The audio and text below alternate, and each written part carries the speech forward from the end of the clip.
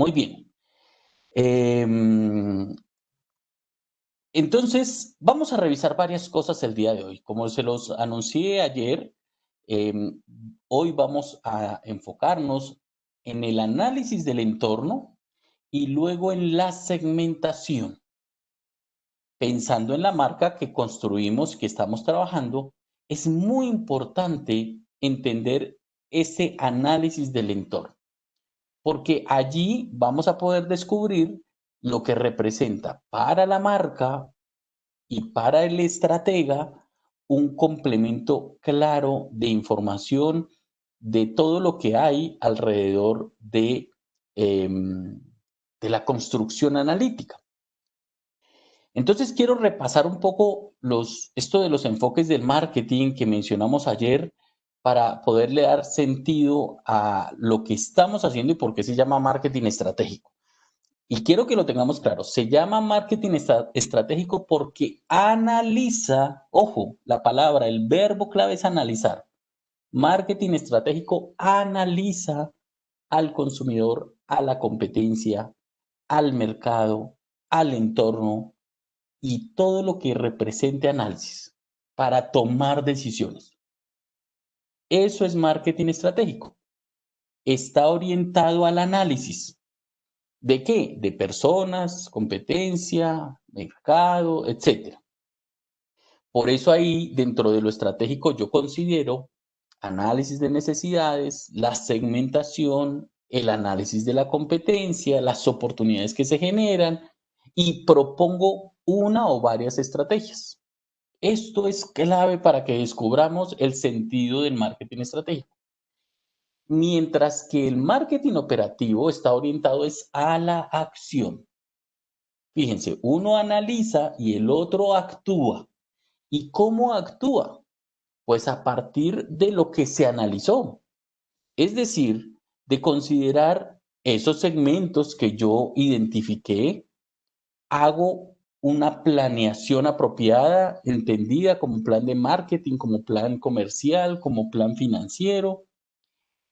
Desarrollo una serie de actividades que van enfocadas a la mezcla de mercadeo, el marketing mix, o más conocido en el bajo mundo como las 4 Ps del marketing, propuesto por McNeil y llevado a su evolución con Jerome McCarthy, pues nos dice que existe producto, precio, plaza y promoción. 4 Ps que son la esencia del marketing. A mucha gente no le gusta porque esto ya evolucionó y efectivamente ha evolucionado. Hoy ya no se habla de 4 Ps, algunos hablan de Cs, la C. Entonces que no son P sino Cs y no son 4 sino como 15.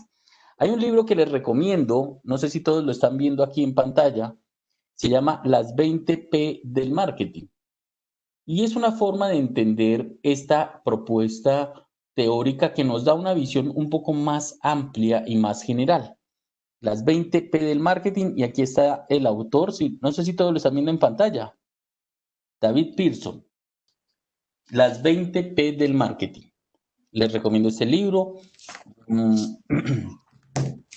Creo que nos da una mirada diferente y amplia para entender, no que si son 4, si son 15, si son 23, si son 48, no, ese no es el problema. Es que tenemos que ampliar un poco la mirada frente a lo que representa considerar el proceso de aprendizaje y la misma evolución que trae este contexto de marketing. Así que la invitación es a que descubramos cómo con ese marketing mix también debe ser orientado al segmento. Es decir, por eso yo no le puedo enviar el mismo precio a todos los mercados. Esto nos tiene que romper un poco el panorama para descubrirlo. Fíjense, antes de ser instructores y que yo sea profesor también, eh, somos consumidores. Y antes de eso somos personas. Por eso yo a veces evito el término de hablar de clientes, porque es que cuando uno rotula con esa palabra cliente es como si alguien se sintiera superior y los clientes parecieran extraterrestres, hablando de gente externa y extraña. Y resulta que somos personas, como consumidores, por eso el enfoque debe ser a las personas. Y miren lo interesante. Yo no sé si ustedes se han fijado cómo hay marcas que pueden tener las mismas características de productos, pero se enfoca directamente a segmentos de mercado particular. Siendo a veces el mismo producto, lo que hacen es diferenciarse entendiendo que atienden varias poblaciones. Voy a dar un ejemplo claro. El grupo de éxito, creo que todos lo conocemos, el grupo de éxito ofrece en la gran mayoría de sus tiendas los mismos productos, los mismos, pero dependiendo del segmento del mercado al que vaya, cambia su marketing mix. Para muchos todavía el éxito es colombiano. Para los que no lo sepan, el éxito dejó de ser colombiano hace muchos años. Pero sigue dejando una marca, lo que mencionaba Hernando, un tema de valor de marca, el branding, muy fuerte. Pero ¿en dónde está la diferencia? Fíjense, en que el éxito atiende una población, llamémoslo plus o premium, con un producto que se llamaba, aunque creo que todavía queda uno por acá en Bogotá, que se llamaba Pomona. Era un supermercado premium. Los productos que allí había eran carísimos. Creo que solamente queda uno acá en Bogotá, si es que mal no estoy, porque se fusionó con Carulla. Y entonces Carulla, haciendo parte del mismo grupo de éxito, tiene una diferencia en muchas cosas, en ambiente, en tienda, en precio, en ubicación, en personas a las que va dirigida. Y entonces su marketing mix es diferente. Las tarjetas de crédito que ofrece son diferentes, no es la misma del éxito. Va con una diferenciación en producto, en precio, en canales de distribución, en la comunicación. Incluso tienen un segmento muy alto de mercado, vendiendo lo mismo que se pueda vender en el éxito. Claro, hay cosas que no se consiguen en el éxito y que solo están en Carulla. Eso también hace parte de la diferenciación. Pero fíjense cómo está hablando de una misma marca que atiende segmentos de mercado diferentes. El éxito atiende a una población más masiva, si quiere, grupo, estratos 3 y 4, de pronto 2. El éxito no es barato. Da la sensación de barato, pero el éxito no es barato. Y si alguien es fan del éxito, no se ofenda, por favor. Ya alguna vez tuve un estudiante en Afganistán que se molestó porque yo le dije que el éxito era carísimo. Pero el éxito es caro. Y teniendo el mismo producto que está en Carulla, pues lo ofrece de otra manera. El éxito entonces va a un segmento particular y por eso tiene esos éxito express que van con otro enfoque particular de atención de necesidades. Y tiene a otra población un poco más, para acercarse más a la gente a través de los supermercados Surtimax. Entonces, ¿qué ha hecho Surtimax? Es la marca, entre comillas, barata del éxito. Lo que ha hecho Surtimax es adquirir tiendas de barrio, ¿cierto? Bueno, y el Inter también, en algunas regiones, atiende, eh, ha comprado o ha brandeado tiendas de barrio y ofrece productos baratos porque es la tienda de barrio, para competirle a las tiendas de barrio teniendo el mismo producto. Es decir, usted puede comprar el mismo ponqué Gala en Surtimax, en El Éxito y en Carulla y tienen precios diferentes. Eso se llama hacer un marketing mix diferenciado. No sé si me estoy haciendo entender con este ejemplo para que ustedes me vayan comprendiendo que yo no puedo atender a todo el mundo de la misma manera. El marketing mix y todas las estrategias tienen que ser diferenciadas, enfocadas según las características del mercado. Porque si yo a todo el mundo lo atiendo de la misma manera, va a haber una incoherencia en el discurso. Supongan que yo a todos los trato como clientes premium, como si todos fueran de Carulla. Pues habrá gente que no me compra en Surtimax, nunca me va a comprar un ponqué Gala que puede costar el doble de precio. o una Coca-Cola que tenga un precio. Hagan el ejercicio y verán, vayan a un Carulla, miren el precio de Coca-Cola, mírenlo en el Éxito y miren en Surtimax. Y por eso, como han visto que eso tiene una diferenciación, aquí en Bogotá, no sé si en Medellín también hay, y así como lo menciona en el chat, ahora hay un tema experiencial. Entonces, ahí está el éxito wow, que tiene como el plus de los éxitos, el Superplay, el Gomelo, el que se siente chévere y hay unos restaurantes y unas comidas diferentes, la distribución de la tienda es diferente. Y también un Carulla, que no me acuerdo cómo se llama, no sé si alguno lo sabe y me cuenta en el chat. eh, Hay un Carulla que también que es Superplay, ese está como en la 80 y pico aquí en Bogotá, creo que en la zona de, no sé si es Chico tal vez o por Rosales.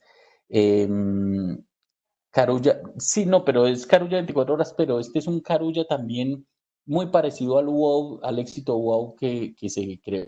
Es un Carulla experiencial que además usted no necesita, creo, no he ido, tengo que ir a visitarlo, pero creo que ni siquiera hay cajero, usted pasa y ya paga directamente con tarjeta, es decir, hay una serie de beneficios y de avances tecnológicos importantes. Entonces, lo que quiero decirles es que entender cuál es la diferencia entre el segmento de mercado y ¿cómo se llaman? Las opciones que yo tengo para ofrecer. Se llama Carulla Fresh Market. Se llama Carulla Fresh Market. No es Carulla Express. Aquí se los escribo en el chat. Carulla Fresh Market. Entonces, nos da una idea importante de lo que representa la diferencia entre estrategia y operación. La operación no puede ir en contra de la estrategia y por supuesto la estrategia va a orientar la operación. Teniendo esto claro y descubriendo lo que representa, sí, el Express es como una tienda de barrio, pero todavía con algunos elementos particulares. Yo quiero mostrarles cómo ha sido la evolución del marketing. Ayer lo hablábamos, pero me parece importante que recordemos algo.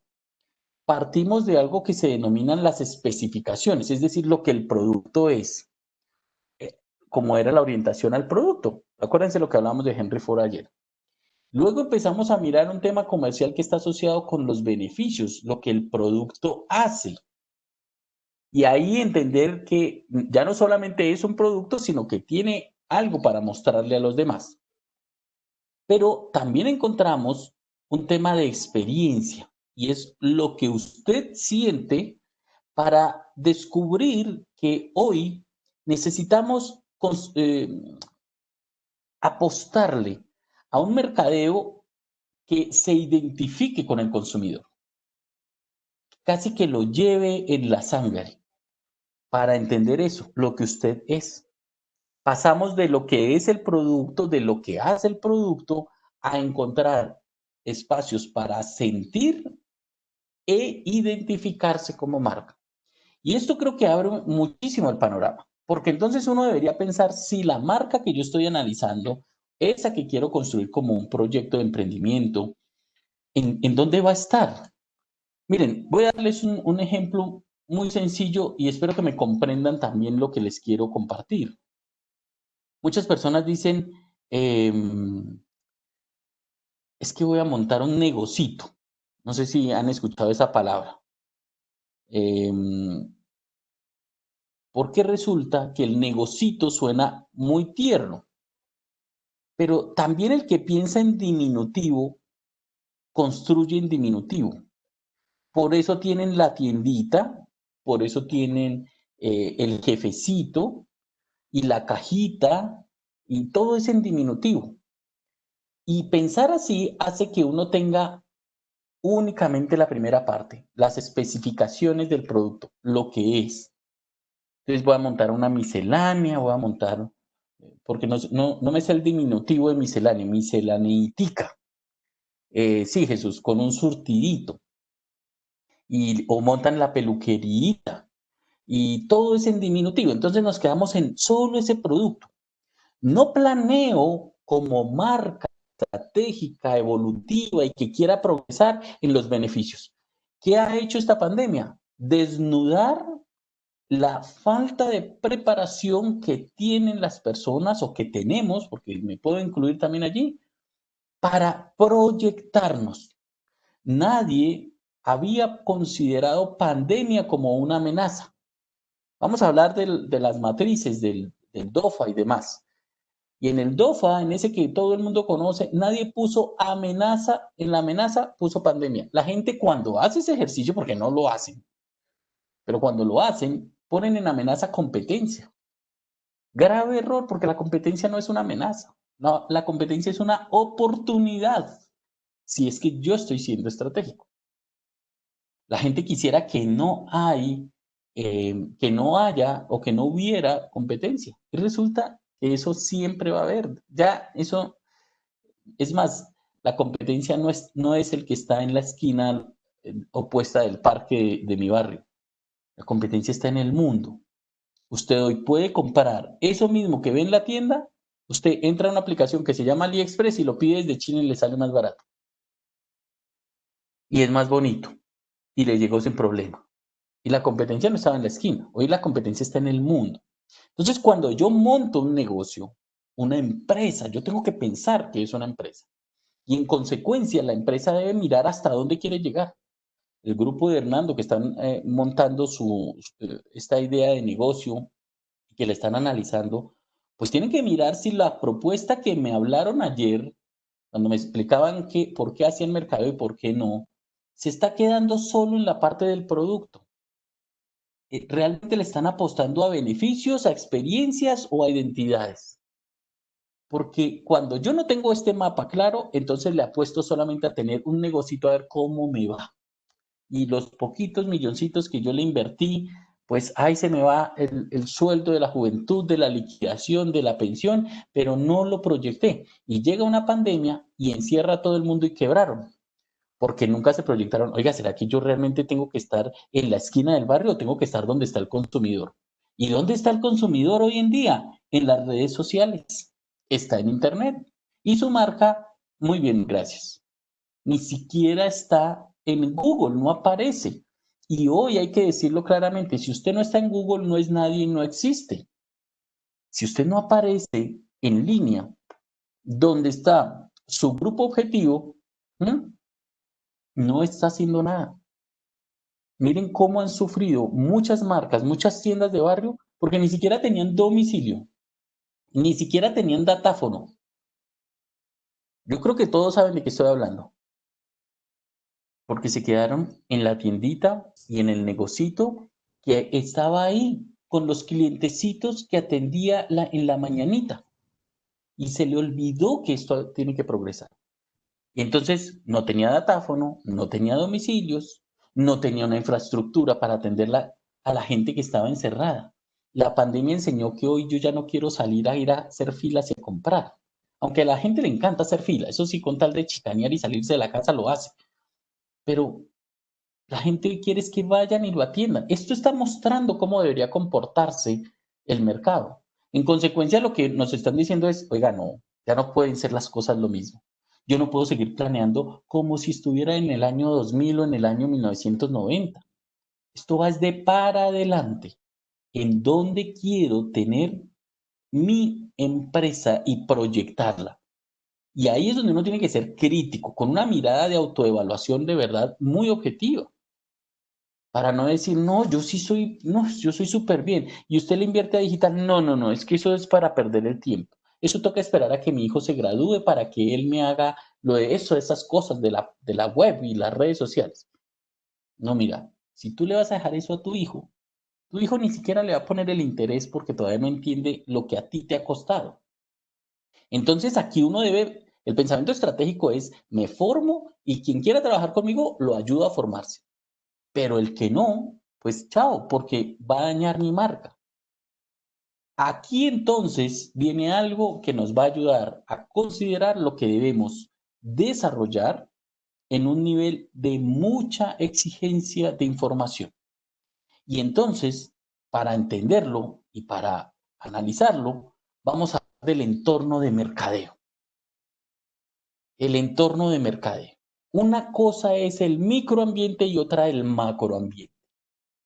Y esta diferencia nos tiene que llevar a descubrir que yo debo saber a qué le estoy apostando. Es decir, a que yo no podría pensar simplemente en quedarme en mi producto o en el cliente que tengo aquí en la esquina que siempre viene todos los días. El reto va mucho más allá. El entorno de mercadeo nos lleva a pensar que el mundo tiene un alcance mayor y que la base de una oferta de valor y de cualquier estrategia de mercadeo tiene que basarse en la creación de relaciones de todo tipo. Relaciones con personas, relaciones con empresas, relaciones con áreas, relaciones con proveedores, relaciones con gente, porque nos relacionamos es con la gente. Esa red es la que va a ayudar a que yo en conjunto forme una empresa sólida. Y creo que lo mencionábamos ayer tal vez. De nada sirve que yo tenga muy bien ejercitado todo si voy y contrato al primer proveedor barato que me hace las cosas baratas. Porque el que hace las cosas baratas no le va a poner el empeño y la dedicación que yo quiero transmitir con mi negocio. A no ser que usted quiera vender barato y ustedes ya me escucharon. El problema no es vender barato, el problema es quedarse con esa imagen. Y le voy a decir a todo el mercado, así no haga publicidad, yo soy barato y no tengo nada más de valor que ofrecerte sino el precio. Así que cómprame porque yo soy el más barato. Y con ese discurso no solo no va a progresar, sino que no va a crecer y no va a construir. Ahí empieza un contexto bien particular. Yo no sé si ustedes lo saben. Tostado está en una situación delicada. Creo que todos conocen qué es Tostado o no. Está en crisis económica, profe. Claro. Resulta que Tostado llegó como barato, fíjese. De nuevo, nadie tenía en su cabeza el plan de una pandemia. Y llega como una alternativa barata. ¿A quién no le gustan las cosas baratas? Es que a todo el mundo.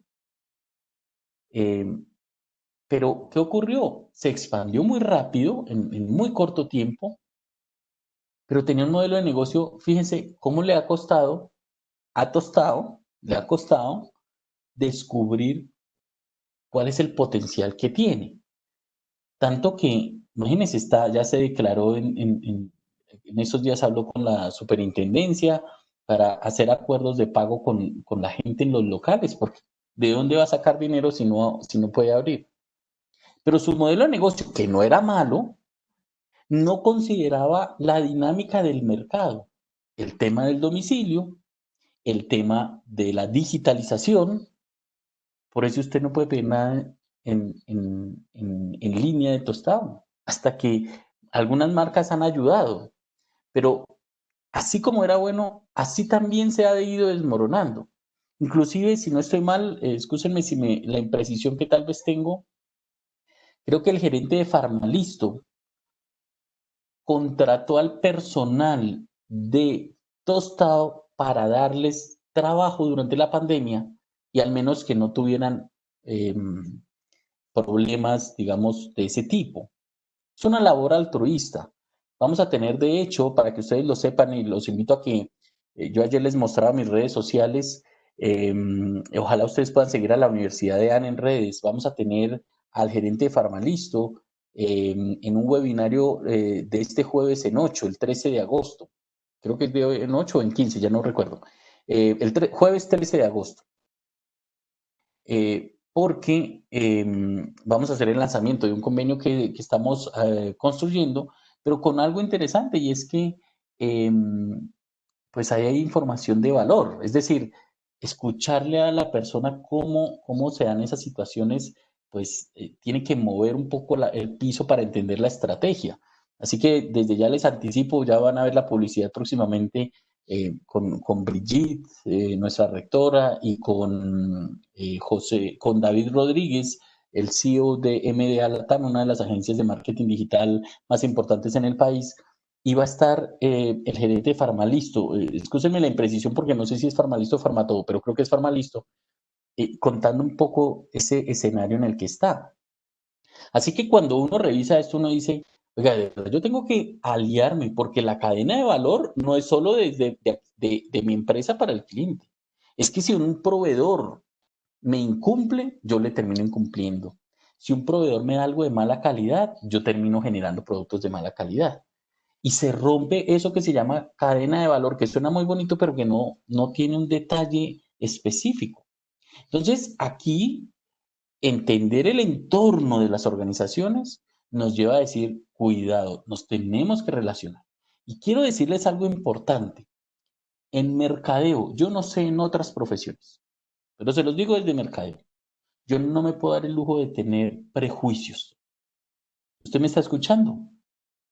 No me puedo dar el lujo de tener prejuicios.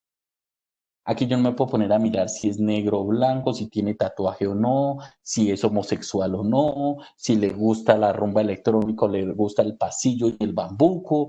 Aquí yo no me puedo poner en eso, porque yo me tengo que relacionar con personas como son, con su estilo y su vida. Y aquí en mercadeo, para una empresa, no hay tiempo para ponernos con prejuicios, porque además el mundo hoy ya castiga eso. Una marca que tenga prejuicios, como se dice popularmente, sale boleteada en redes sociales. Fíjense cuántos escándalos porque sacaron del avión a alguien que era negro, porque le pegaron a otro porque estaba vestido de mujer, a otro porque no le dieron trabajo porque era tatuado. Oye, es que estamos en un mundo de personas. No hay opción para ser prejuicioso.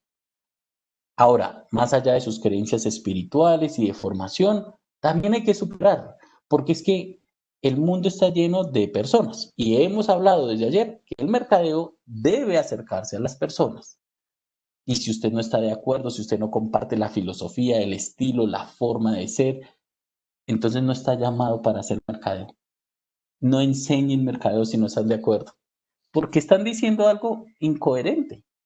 El mundo de personas necesita personas que crean y apoyen a las personas.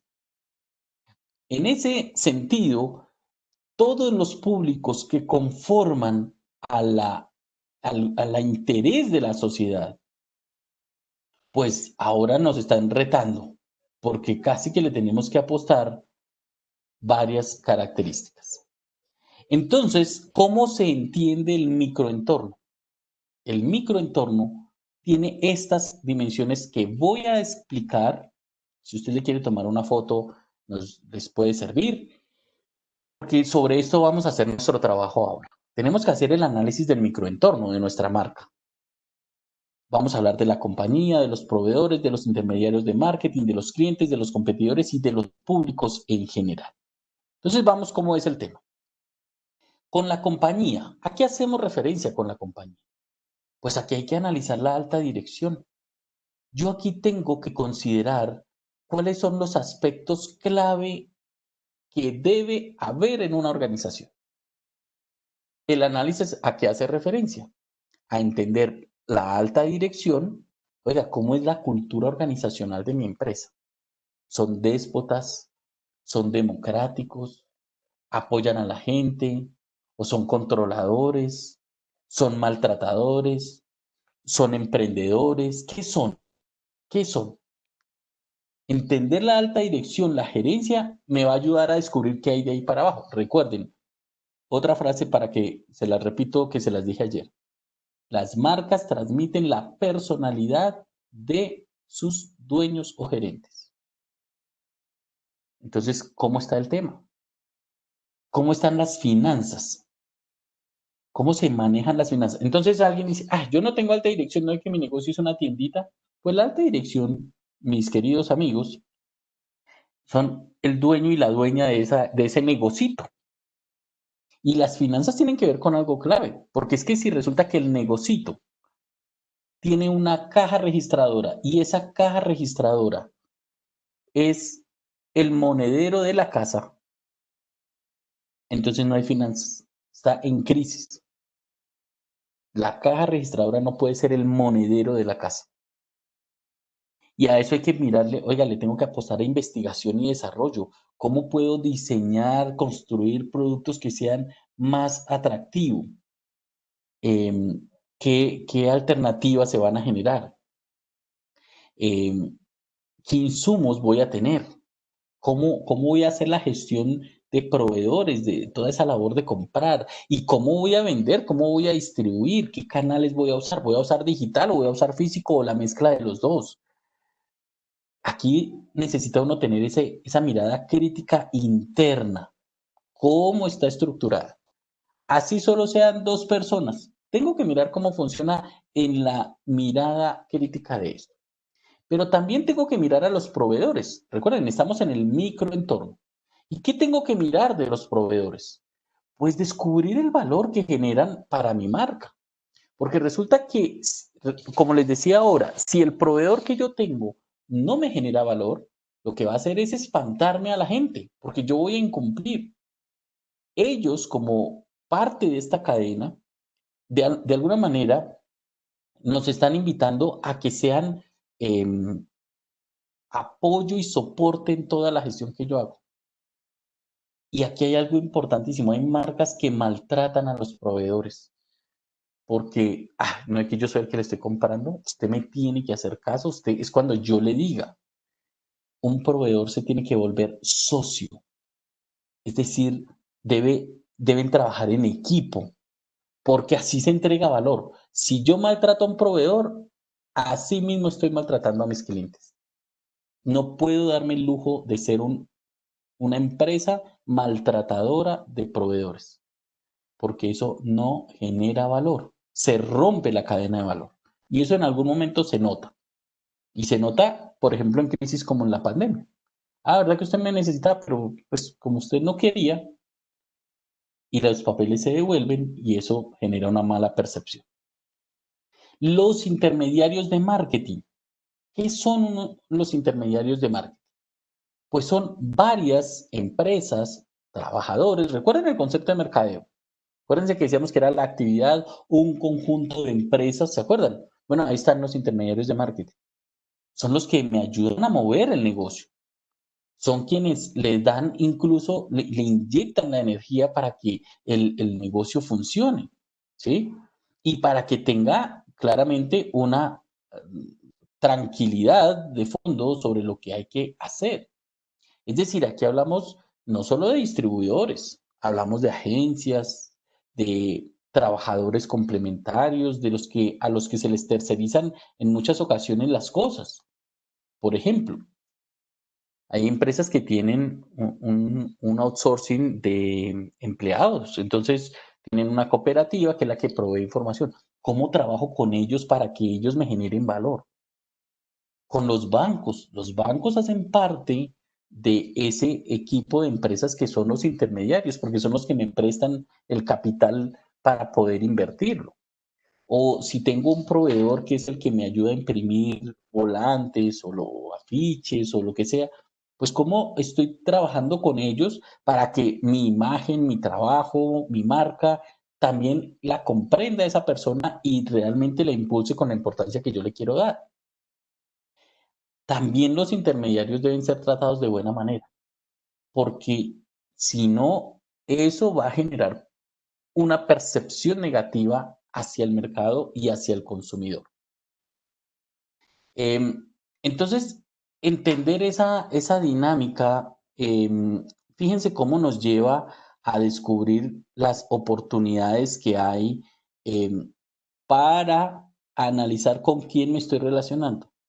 Incluso también para saber qué estoy generando. Es decir, fíjense que no todo el mundo tiene las mismas relaciones. Pero aquí lo delicado del asunto es que la información tiene que ser muy clara y muy precisa. Les hablaba de un caso de los domiciliarios. Y perdón, les pongo el ejemplo para que me comprendan el escenario. Usted contrata un domiciliario y el domiciliario se gana una comisión por hacer el domicilio. Ese es su salario, digamos. ¿Usted cómo quiere que el domiciliario entregue su marca? Eso es parte de la cadena de valor. Si el domiciliario está mal uniformado o no tiene uniforme o está sucio y llega con mala cara, sin saludar, está transmitiendo la imagen también de la marca de una forma directa o indirecta. Entonces, ahí como que uno debería tener cuidado en saber cómo quiero yo que esos intermediarios que hacen parte del trabajo generen la perspectiva de calidad que yo quiero construir, ¿sí? Es decir, que haya información de valor, trato de valor, y que pues ahí tenemos mucho por aprender. No sé si esto nos está ayudando a descubrir la minuciosidad que deberíamos tener en el análisis de una marca. Em, Porque pues ahí es como entender que no hay una información que uno deba desechar. Aquí necesitamos sintonizarnos con todos los datos. La información va a ser súper importante.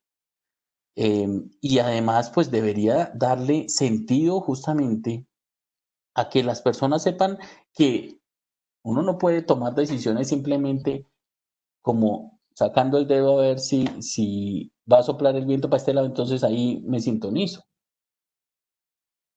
Todo esto nos lleva a descubrir que en este microentorno hay mucho por analizar y mucho por detallar. El otro aspecto del microentorno son los clientes, indudablemente. ¿Y por qué ellos? Pues imagínense, son la esencia de la dinámica que va a tener mi empresa y mi negocio. Yo debo cuidar aquí qué tipo de mercado atiendo y yo con quién me estoy relacionando. Entonces debo saber si mi producto o mi servicio hace parte del mercado de consumo, si es un mercado industrial, si son de distribuidores, si es el gobierno, si es internacional o si es una mezcla de todos.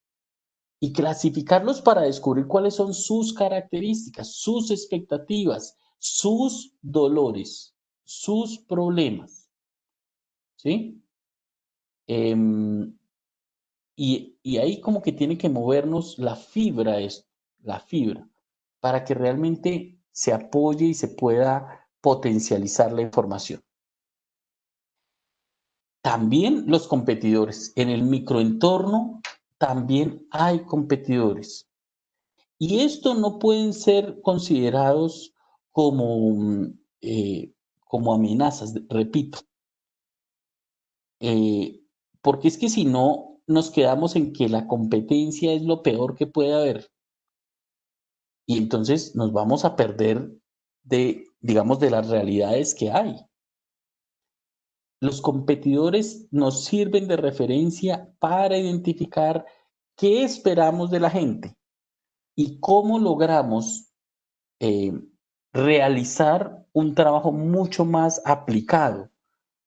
La comparación siempre va a existir. De hecho, el consumidor compara todo y eso nos lleva a descubrir de alguna manera que nosotros también debemos compararnos.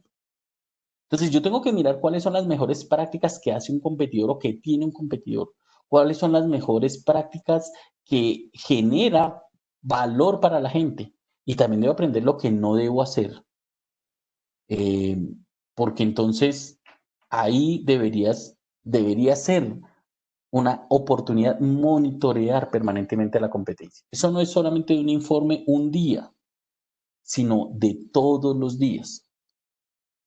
¿Sí? No sé si me estoy haciendo entender. Entender, conocer, monitorear, aprender de la competencia. Oiga, mire qué es lo que hacen ellos que esté bien. ¿Cómo puedo yo superar eso?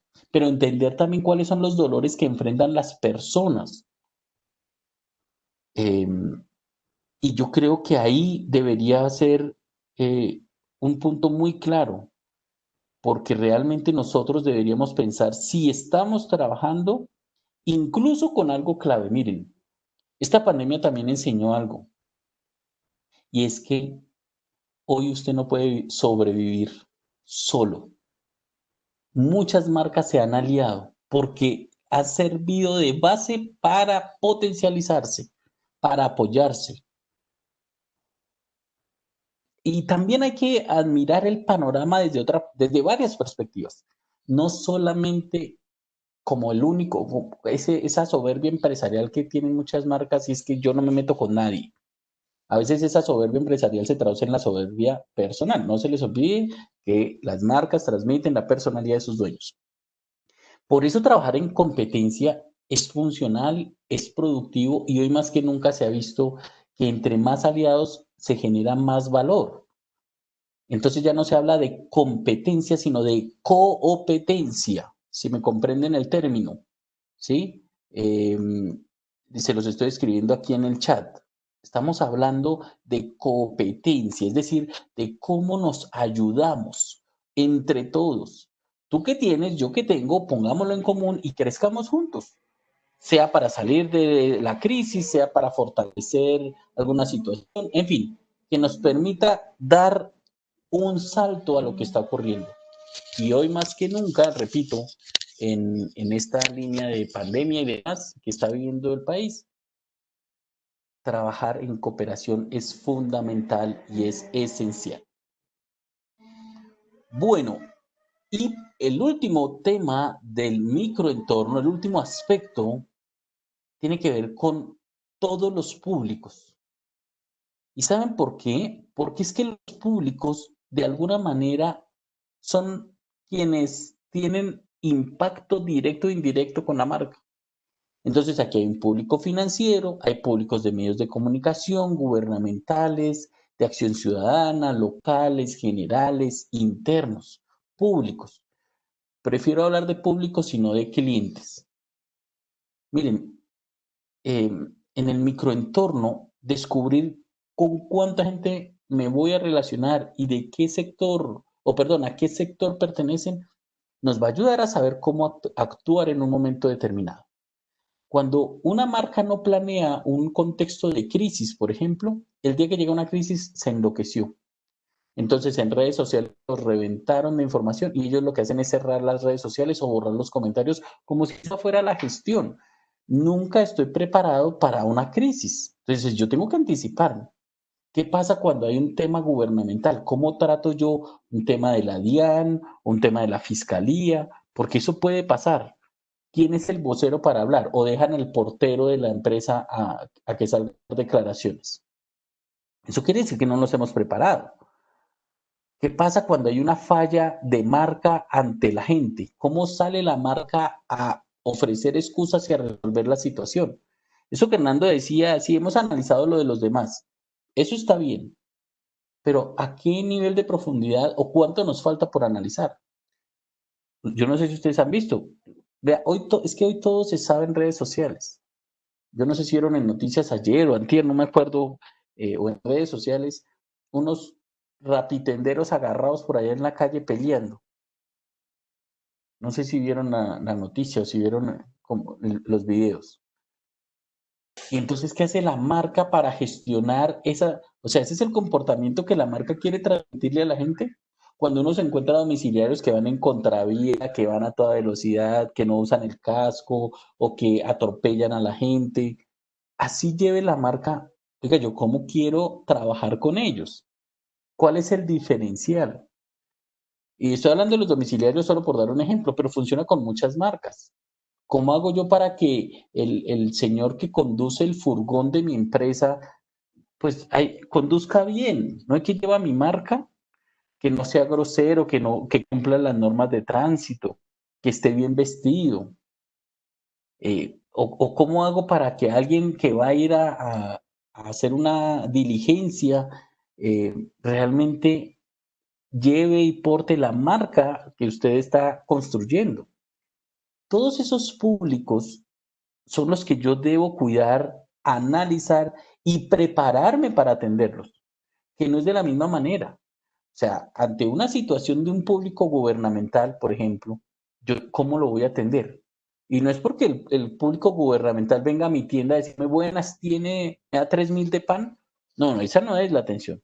Es cuando usted lo requiera, la DIAN, la fiscalía, o cuando salga una investigación, o cuando usted aparezca mencionado en algún medio de comunicación porque apareció un testaferro diciendo que su marca era eso, entonces ¿usted cómo va a reaccionar?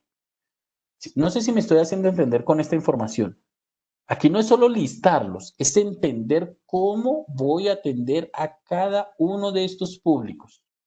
Mire, les voy a dar un ejemplo extremo, pero es que por eso hay que planearlo. Aquí, cuando hablamos de públicos, es cómo voy a atender a estos públicos. No sé si ustedes han visto en noticias. En RCN, por ejemplo, hay una sección que dice que vamos a mirar con lupa el tema de la corrupción.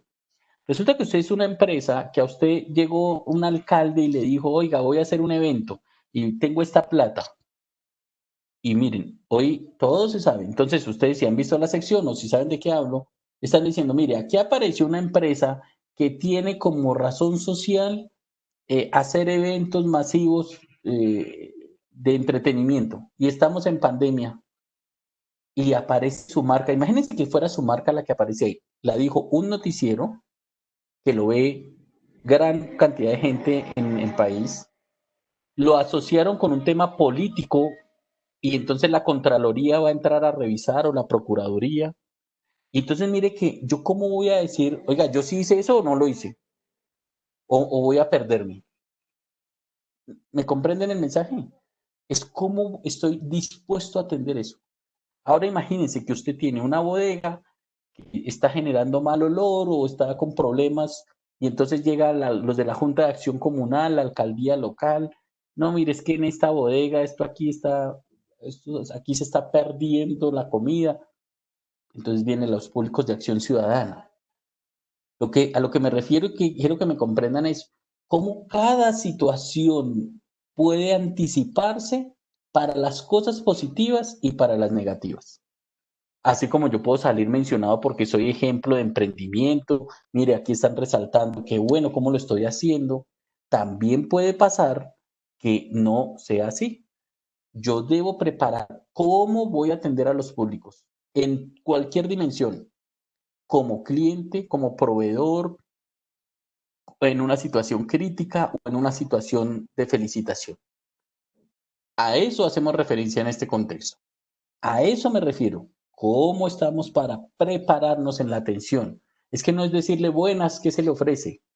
No, es que pueden pasar muchas cosas y ahí tiene uno que apostarle. Es más, usted puede ser inocente. Está pasando una cámara de un noticiero haciendo un reportaje de pandemia y preciso vieron que usted estaba sin tapabocas. Y entonces, mire, está aquí, no te usan tapabocas. Y usted cómo quedó. Y a lo mejor usted se lo ha quitado para acomodarse. ¿Sí me explico? O sea, hay cosas que uno debería anticiparse.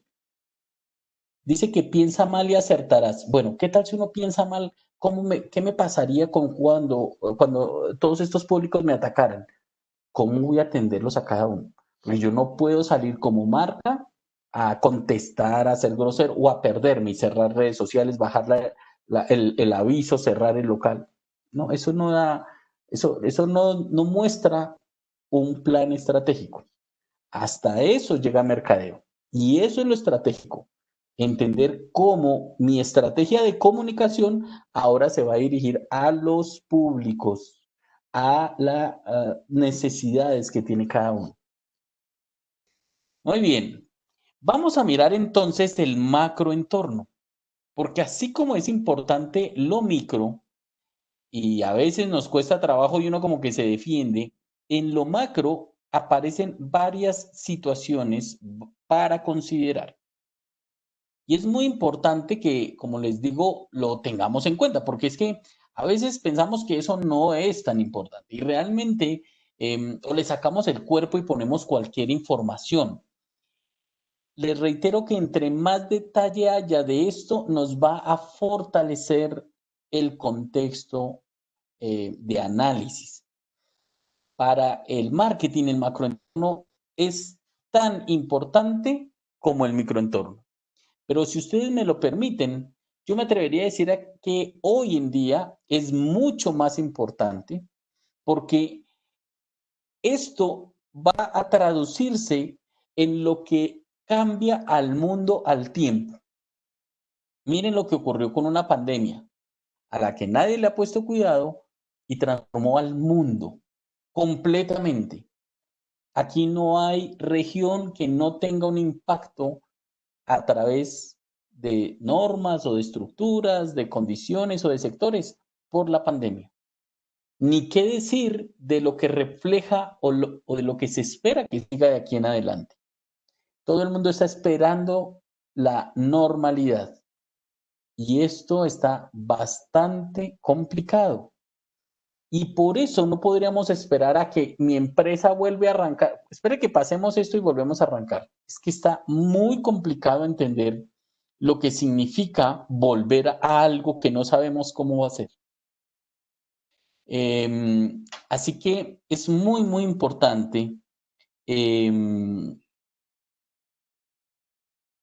cómo generar valor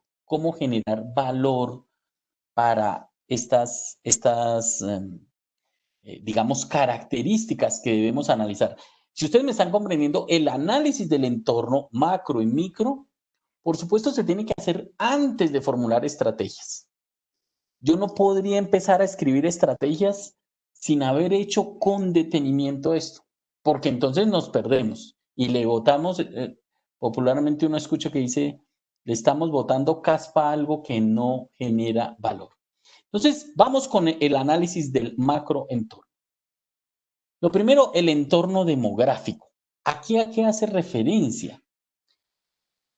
Entender a la población, y fíjense, volvemos de nuevo al tema de las personas. Es una parte complicada, densa y que requiere realmente una disposición estratégica. Porque hoy hay que entender qué es lo que está pasando en el mundo en términos demográficos. Por ejemplo, yo debo entender, recuerden que esto es macro, esto no es solo para mirarlo en el barrio donde yo vivo. Eso también hay que mirarlo, pero es que hay que mirarlo macro, por eso es así. No sé si ustedes lo tienen claro. La población de adultos mayores está creciendo y está disminuyendo la de los jóvenes.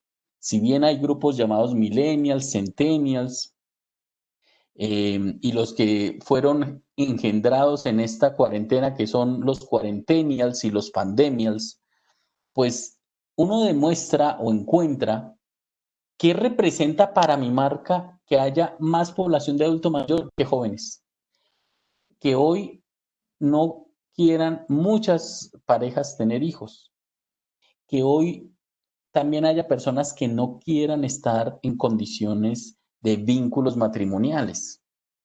Eh, ¿Qué refleja eso? ¿Qué impacto tiene esa condición para mi marca? Porque uno puede decir, eso por allá que se maten solos. Es que miren que la población de adulto mayor, bueno, Giovanni, se la valgo, hágame el favor, se me anota 5 puntos ahí. Dice Giovanni que puede ser una oportunidad para Dolorán. Puede ser, efectivamente, podríamos resucitar la marca Dolorán. Pero vean lo delicado, o sea, es que los adultos mayores que están generándose ahora eran jovencitos hace poco, ¿sí? Y ahí entonces dice uno, oiga, y si usted no la usó cuando era joven, menos de adulto mayor, olvídese. Aquí hay que monitorear todo. ¿Cuáles son esas tendencias generacionales? ¿Qué refleja para un adulto mayor la condición de mercado en la que yo me encuentro? ¿Yo le ofrezco algo al adulto mayor? ¿O yo solamente me estoy enfocando en los que tienen plata? Porque a veces ni siquiera sé yo a quién atiendo. Por eso el tema de la segmentación que vamos a revisar en la tarde. Eh, Oiga, ¿cómo los roles han cambiado? Muchas condiciones han pasado de una manera diferente. Imagínense ustedes cómo antes era el hombre el que era el proveedor de la casa y la mujer la que se quedaba criando a sus hijos y viendo por los deberes del hogar. Entonces, no sé si lo saben, han cambiado esos roles. O los dos trabajan y tienen una tercera persona que es la que educa y cría a los hijos, o cómo ha cambiado el rol, porque ahora las mujeres están trabajando más, los hombres están quedando sin empleo por temas de edad, por temas ¿cómo se llama eso? De sobreeducación, de estar súper calificados. Y ahora es el señor, ahora el poder económico está muy centrado en ellas. Y entonces ahora el señor es el que tiene que saber qué pañales se compran. Hoy hay más señores dedicados a la cocina y eso cambia los roles. Antes ver a un señor en la cocina era más fácil verlo dando órdenes. Yo quiero, haga, ponga, traiga. Hoy ya hay más señores que son los que cocinan, los que cuidan a los hijos, los que se encargan de las mascotas. Hay que ver cómo la tendencia de crecimiento de mascotas en los hogares ha sido importante. Entonces, si ustedes se dan cuenta hoy, son aspectos que uno no puede considerar los anecdóticos. Y ahí es donde entra el tema. Sí, miren ustedes el chat y se darán cuenta cómo estas clases a mí me gustan porque la gente se desahoga. Ese es un espacio para que ustedes también puedan librarse de esas cargas emocionales que tienen desde sus hogares, ¿vale? Oiga, vea, les estaba diciendo, es que los cambios, eso hay que mirarlo. ¿Qué representa que hoy los géneros se hayan diversificado? Si yo todavía sigo clasificando mi grupo objetivo como hombres y mujeres entre 20 y 40 años de la ciudad de Bogotá, no estoy haciendo nada porque no estoy diciendo nada. Hombres y mujeres entre 20 y 40 años hay de todo. A las marcas y a muchos estrategas les cuesta trabajo entender eh, que las cosas no solo están cambiando tanto, eh, que realmente nadie se atreve a decir, son muy pocas las marcas que dicen, mi marca está dirigida a la comunidad LGBTI. Entonces, ¿usted está seguro que podría ser? ¿Qué pasa si su marca tuviera esa consideración? ¿Qué pasa si usted enfoca como grupo objetivo a la comunidad LGBTI? Y solamente les estoy dando un ejemplo. O sea, por eso hablaba ahora de cómo romper esos estereotipos, esas creencias a veces que son respetables y personales, pero que uno no se las puede transmitir a la empresa. Entender entonces el entorno demográfico, si ustedes me van comprendiendo, es descubrir qué pasa en el mundo en términos de población, cómo se refleja eso en Colombia y en la región en la que yo estoy. Porque recuerden, hoy las marcas no son locales, son mundiales. Y con el hecho de estar en Internet, en una red social, con mayor razón, es mundial. A usted lo pueden contactar de todo lado. Su marca está lista para que si le escriben de Singapur, usted haga el despacho o usted va a decir, ay, no, perdón, es que yo por allá no voy. No, qué pena, es que yo solamente le vendo aquí a los del barrio. Ojo, eso hace parte de la estrategia y de entender cuál es la visión empresarial que usted debería estar desarrollando. Ahora bien, al lado del entorno demográfico también está el entorno económico, el macroentorno económico. Es decir, ¿qué es lo que pasa en la economía? ¿Qué impacto tienen las fluctuaciones del dólar, por ejemplo? Eh, ¿Cómo se dan los poderes adquisitivos entre las personas hoy en día?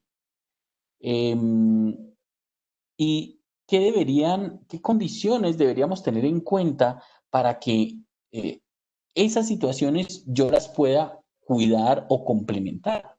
Porque si eso yo no lo analizo y no lo valoro, pues vamos a tener problemas, porque el día que haya una subida del dólar y yo digo, "No, esto a mí no me afecta", el impacto que tiene es lo que nosotros mismos estamos obviando. Se puede subir las materias primas, a lo mejor voy a tener un costo mayor y si yo tengo un producto que en teoría es barato, ¿cómo va a impactar eso a la gente? ¿Sí?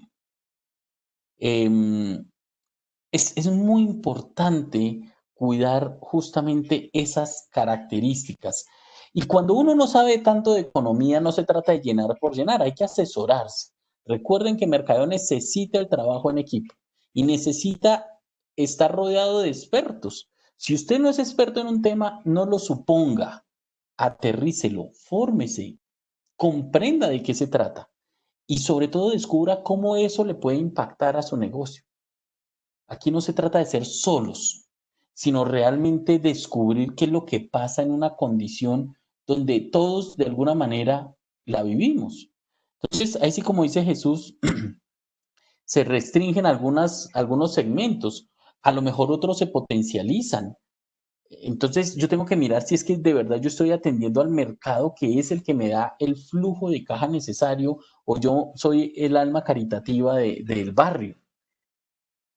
Aquí de verdad se necesita mucho criterio y mucho profesionalismo, porque esto puede uno pasarlo muy por encimita. Uno entra al DANE y debería entender las cifras del DANE, pero también debería entender todos los movimientos económicos, pero descubrir cuál es la tendencia. No es solo saber a cómo está el precio del dólar hoy, qué refleja esto, cómo se está proyectando esta situación en el mediano, en el corto, mediano y largo plazo.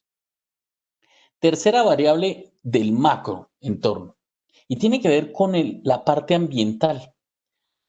Algo de lo que hablábamos ayer es que mercadeo también tiene que mirar cómo funciona el mundo desde la perspectiva ambiental. Cómo hoy el manejo de los recursos naturales o de las actividades que hagan pueden impactar a la marca y a la sociedad, a la población local, a las comunidades. Hoy ya uno no podría pensar en que eso no me toca. Fíjense cómo están cambiándose muchas prácticas relacionadas con materiales delicados como el asbesto, el plástico, cómo hay restricciones para hacer o usar ciertos elementos. Aun cuando uno no lo crea y vale la pena considerarlo, uno debería pensar cuánto refleja en términos de contaminación un byte en un correo electrónico. Hasta eso ha llegado a considerarse, ¿sí? Y ahí casi que tenemos un reto porque uno tendría que decir, de verdad yo estoy entendiendo lo que significa el mundo ambiental o yo eso no lo considero. ¿Qué tipo de conexiones yo estoy generando, em, digamos, en términos de conexión con el mundo? Lo que hacemos, por ejemplo, solo en Internet. Uno cree que conectarse a Internet eso no contamina. Yo no sé si ustedes eso lo tienen claro. Y resulta que hoy los estudios han demostrado y han encontrado que también hay una serie de efectos de contaminación. ¿Mi empresa se puede considerar una empresa verde o es una empresa contaminante? ¿Qué emisiones globales de carbono tengo yo? Entonces, yo creo que ahí es donde uno tiene que empezar a mirar. No es solamente si yo saco la basura cuando es, eh, digamos, en función de características de eso de reciclar, de mejorar el tema. Sí, ya les comparto la diapositiva. Es para que me comprendan el mensaje del medio ambiente, ¿sí? Porque si no, vamos a tener un contexto muy crítico. A veces uno a eso no le pone cuidado realmente, ¿sí? Em, y ahí entonces uno diría, yo realmente entiendo qué significa reducir emisiones de gases. Existe algo que se llama por el Ministerio del Medio Ambiente la calculadora de carbono en Colombia. No sé si ustedes lo conocen. Entonces uno debería decir, oiga, yo cómo con mi marca, con mi empresa estoy impactando eso, cómo logro mitigar esas emisiones de gases de efecto invernadero o cómo logro evitar que haya mayor contaminación. Entonces aquí no se trata solamente de decir si yo reciclo o no reciclo, porque fíjense en esto, puede que yo lo haga, yo soy muy juicioso y entonces separo desde la fuente todos los desechos, pero resulta que tengo un proveedor que el hombre no, el hombre contamina con el plástico que me trae o todos los productos que le compro tienen, son de plástico. Entonces, ¿de qué sirve? Entonces, aquí uno no puede ser tan ni tan extremista, ni tampoco tan dárselas de, no sé cómo llamarlo, eh, como de, como si fueran las cosas solo de mi parte. Miren, hay gente que lleva la bolsa para hacer mercado para que no le den bolsas plásticas. ¿Sí? Muchos hacemos eso. Tenemos las bolsas reutilizables. Pero adivinen qué compran en el mercado. Una mano de plástico. Compran bolsas, frutas que vienen en bolsa. Compran yogures que vienen en un plástico de empaque. Compran productos de aseo que no son fáciles porque son aerosoles. ¿Sí me hago entender? Entonces, muy lindo que usted lleve la bolsa y usted defienda el tema ambiental porque, eso ya no se pueden consumir bolsas plásticas, pero está comprando productos plásticos. Lo que les quiero decir es que, ojo, porque es muy fácil pasarse de moralista olvidando que hay cosas que uno deja de hacer. Mire cuántas contaminaciones. Hay gente que tiene eso, muy juiciosos con el reciclaje, pero tiene una nevera de hace 1000 años que contamina peor de todo lo que tiene, porque son emisoras de los clorofluorocarbonatos, neveras viejísimas que ya no deberían estar, y ahí la tienen en la casa, pero se abandera como ecologista, ¿sí?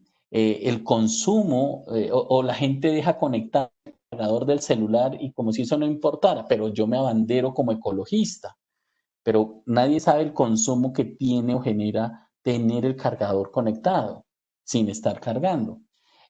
Aquí uno tiene que ser muy crítico y descubrir de verdad cómo es ese comportamiento asociado justamente con las características que debe tener un escenario en el que todo el mundo está sintonizado, el tema de la huella de carbono, el tema de la reducción de emisión de gases, porque esto impacta la estrategia. Y como la impacta, yo no podría darme el lujo de decir, ay, no, esa parte no me toca a mí. Eso en mi empresa no es el entorno ambiental. Pero también al lado del entorno ambiental y de lo que hemos visto en el macroentorno, también está el entorno tecnológico. Miren, la tecnología sí que cambia. Todos los días esto es increíble. ¿Cómo está su negocio adaptándose a las nuevas tecnologías? Cuando la gente ya quiere que hoy todo esté automatizado. Entonces la gente dice, ay, sí, yo por ahí abrí el Facebook de mi empresa, pero su Facebook está automatizado, el chat está listo para atender, está organizando la información disponible para que la gente no tenga que estar esperando a que usted abra mañana a las 8 de la mañana a ver si lo atiende. Si yo le escribo hoy, eso hace el consumidor hoy. A las 11 de la noche está navegando y si vio algo, de una vez escribe, hágame favor, ¿cómo es esto? Y ahora espera que usted responda. Usted maneja WhatsApp Business y tiene un catálogo digital de tal manera que le responda automáticamente y le lleve a pasarelas de pago. Usted está formándose tecnológicamente en marketing digital. ¿Entiende lo que significa digitalizar procesos de su empresa? ¿O todo todavía es a mano, en un cuaderno o en un Excel ahí que tiene que hacerlo a mano? Cuando yo estoy en esta condición, yo tengo que mirar qué tengo que invertir y cómo lo debo hacer para sobrevivir en el mercado. Entorno político. Y aquí entonces hablamos de varias cosas. Eh, ¿Qué condiciones se están dando? ¿Qué características se están formando con base en las legislaciones que hay? Miren, que le pongan a usted una restricción y digan que por pandemia no se pueden abrir ciertos negocios. ¿Usted está listo para que le digan eso? ¿Usted tiene ya una estructura clara de lo que representa que una normatividad pueda afectar su negocio? ¿Por qué muchos negocios les ha costado este tiempo de pandemia? Porque como no habían innovado, entonces resulta que tenían era su negocio físico. Y sin eso, entonces, ellos cuando alguien pensaba que les iban a cerrar su negocio, nunca. Y ahora se enfrentan a una realidad bastante diferente. Y es que el gobierno ha puesto unas condiciones. Miren cuántas peluquerías, empresas de fotografía, de ropa, eh, de consultorías, quedaron cerradas porque no estaban listos para ser digitales. Algunos han innovado y dicho, bueno, listo, ya me estoy moviendo por acá, pero ¿realmente era una estrategia? La pandemia ha acelerado pensamientos que muchos empresarios tenían para después. Y este entorno político sí da susto a veces porque uno no sabe con qué van a salir. Una política internacional de no llevar, no usar, no consumir, pues bloquea muchas expectativas. Por eso tengo que anticiparme. El análisis no puede ser apuntando y copiando y pegando de Google. No, es entender cómo afecta eso mi marca, mi negocio y mi empresa. Después del entorno político, el entorno cultural. Miren, ayer veíamos las necesidades, ¿recuerdan? La clasificación y sus satisfactores. Pero hay algo importante y es que cada cultura se diferencia de otra por la forma en que le da relevancia e importancia a los satisfactores. ¿Me explico? Fíjense cómo la alimentación es un factor cultural que de alguna manera diferencia lo que una cultura genera en el impacto de consumo de otra. A los que les gusta la comida picante y van a México y pueden disfrutar de toda la gastronomía que hay allí alrededor de este tipo de atributos. Pero miren cómo está cambiando también el entorno para que haya una comida saludable. La gran tendencia que hay ahora de veganos y vegetarianos. ¿Cuáles son esos valores que le otorga una cultura a ciertas tradiciones en relación con la sociedad, con la vida, con la muerte, con el entretenimiento, con el trabajo personal o no? Culturas todavía machistas en donde no dejan que las mujeres trabajen, culturas feministas que buscan es una defensa de una realidad. En fin, ese tipo de escenarios hay que considerarlos. Porque dicen, ah, no, eso pasa por allá, es en Afganistán. Pero, oye, ¿y su empresa es machista? ¿La empresa que usted está analizando solo tiene que gerenciar el hombre? ¿Solo tiene que dirigir el hombre? ¿Qué tipo de liderazgo es el que se da en ese contexto cultural?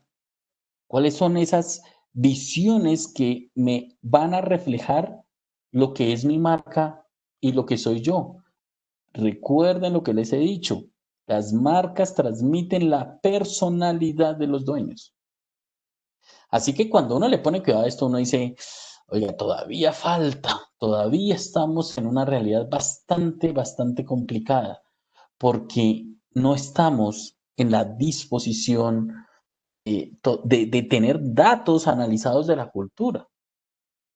Este a veces se pasa mucho más rápido que los otros, porque pareciera que no es importante.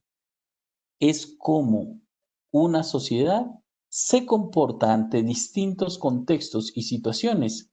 Y eso uno lo aprende es cuando sale del país. No sé cuántos de ustedes han podido viajar al exterior, pero cuando uno va a otras culturas, uno descubre lo que realmente es la cultura colombiana, y más cuando es uno de una región. No es lo mismo ir a Estados Unidos, a Miami, a Nueva York, eh, o a poblaciones, a otros contextos de la zona de Estados Unidos, que ir a México o ir a España o quizás a Alemania, a Bruselas, a Italia. Es decir, cuando uno sale del país y compara las culturas y se conoce con otras personas, uno dice, claro, aquí le dan más relevancia a este tipo de situaciones. Eh, les cuento una anécdota de las cosas que me han impactado en los viajes. En la oportunidad que tuve de viajar a Bélgica, en Bruselas y en Brujas, de verdad que la cultura es un tema distinto en sociedad a muchos otros.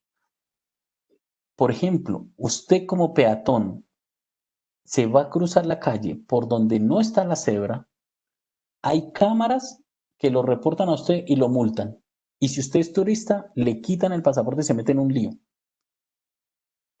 Tiene prelación, por ejemplo, en Brujas, en Bélgica tiene prelación las carrozas de caballos y las bicicletas.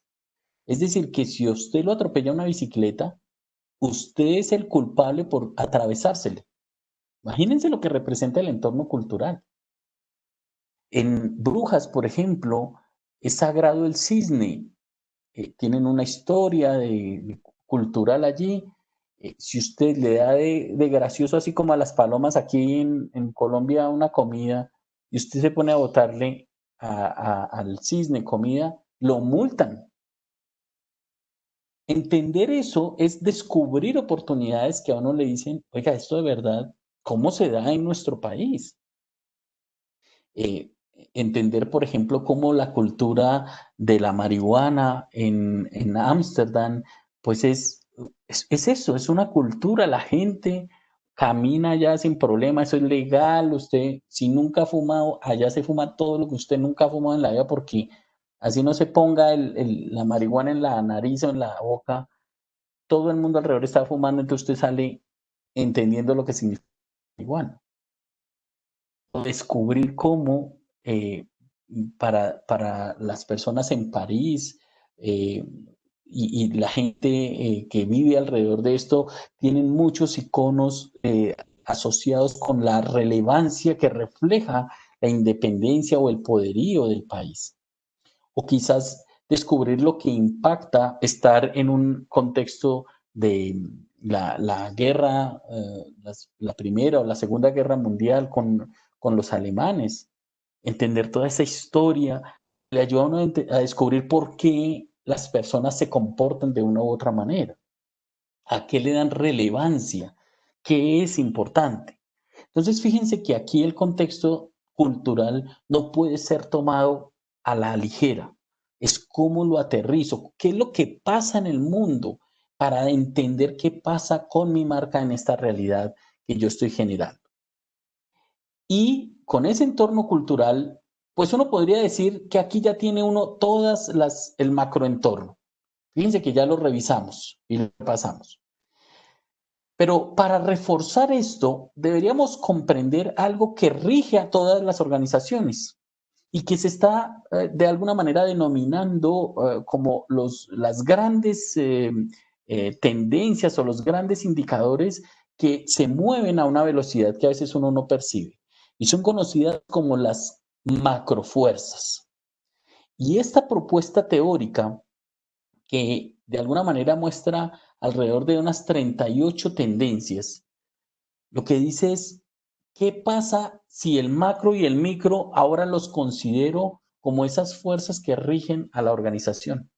Y no porque tengan que cumplirse todas estas macrofuerzas, sino porque yo debo saber con cuál mi marca puede pegarse, apropiarse, enfocarse para empezar a ser diferente.